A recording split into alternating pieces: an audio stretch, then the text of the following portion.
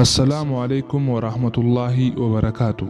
خوجمتوتا هردفتوتا چاينال ودانشن أكم نجاجرتو نجيني ربي قدا بكم جرتن تيسن هذا كابو فيديو سينا عجائبة كان كبدي سنف دادي فيديو خنا جلكا بندورتي ورين چاينال خياف هارتاتن ودانشن سبسكرايب يوتيوب رتي نفقودا.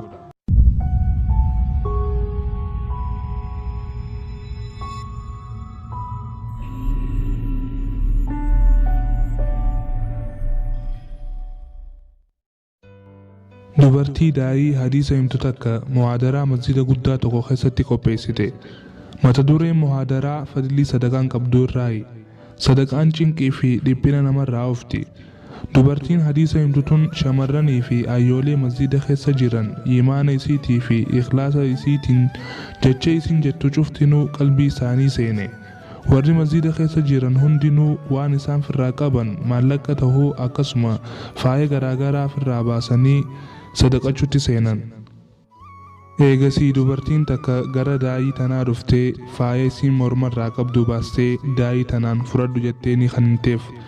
Faayinni kun daaba irraa hojjetame akkasuma daa'imandiilee hedduu ofirraa qaba. Garuu dubartiin hadiisa himtu tun daaba mormaa kana fudhachuu didde. Dubartiin daaba qabdu tun daa'ii tanaan akki jetteen dahabni mormaa kun na biratti hedduu qaaliidha. Garuu karaa rabbii irratti baasuurraa ani waa hin dooynoomuu jetteen. Dubartiin tun dirqiidhaan fudhadhu anis sawaba itti haa dalagadhu jetteeni kenniteef. Eegasii dubartiin daa'iin tun dahaba kanaa fi kan uummanni biroo walitti qabanii itti kennan fuutee gurgurtee maallaqa san rakkataa fi miskiina itti gargaaruuf jecha mana dahabaa dheeyte.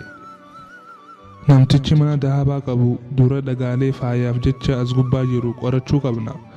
Eega dhagaa qorannee booda gatii isaa waltaanaa jeen.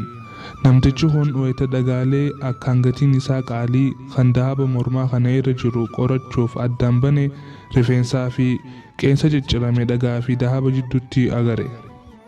Eegasii dubartiin daa'iin tun ija isiitiin akka laaltuuf jecha namtichi mana dahabaa qabu qabee agarsiiseen. Dubartiin tun wayita rifeensaa fi qeensa cirame agarte sihirii dubartii dahaba kana rabbiif jecha kennite miidhuuf akka itti godhame tahuu beekte. Eegasii seenaa dubartii dahaba sadaqattee tana baruudhaaf gaabbite. Torbaan itti aanu dubartiin dahaba sadaqatte san gara muhaadaraa dhufte.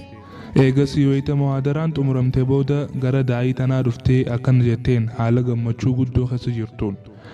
Ani eegumaan sadaqaa san sadaqadhe boodaan gammachuu arge wayita jetteen dubartiin daa'iin tun sayiteetuma rifeensaa fi qeensa cirame agarsiisteeni akkamitti dahabni kun si harka seenuu danda'ee jetteen. Dubartiin tunis na amantaa yooniin ani jaarsa kiyyaa fi ilmaan kiyyaa wajjiin waggaa 15f akka nama wal hin beeknettiin jiraadhe siin jee. Anaa fi isaan hariiroo walitti hin qabnu ture. Wayitaan ani dahaba san sadaqadhe booda wanni hundinuu akka duraanitti deebite. Yeroo duraatiif gabataa tokko irratti walitti qabamne. Hariiroon bultii tiyyaa fi tan jaarsa tiyyaatis akka haaretti nuuf deebite. Dahabni sun bar kannaa hiriyyaa yookiin geelee tiyyatan akkaannatti jabduuti. Hiriyyummaan tiyya sanuu intala adeera jaarsa kiyyaati jetteen. Dubartiin daa'iin tun waan dhageesse kana irraa ni ajaa'ibde. Daa'iin tun dubbii tana amanuun itti ulfaate. Hinaaffaa fi hizdiin namaaf qudhuu dhabuun hattaa firallee akka sihirii walitti goosisu amanuu dadhabde. Eegasii dubartiin muhaadaraa dhageeffachuuf masjida dhufte akki jette hasbi Allahu wa ni'mal wakiil. Amman bare sababa adawwii ta'e yeroo takka firraa eegi. Hiriyyaa kee ammoo marraa yookiin yeroo kuma takka firraa eegi waan ja'aniif jette. Viidiyoo kanarraa barnoota akka fudhattan shakkii hin qabu. Seenaalee babbareedduu akkanaa wayita gallakkisneetti akka isin bira geessuuf chaayinaala keenya Odaanichin sabskiraayib godhuun hordofaa. Viidiyoon kun yoo isin gammachiise laayik godhuun obboleeyyan keessaniifis liinkii kana sheer godhaa. Waan dhageeffattaniif galatoomaa jazaakumullahu khayran.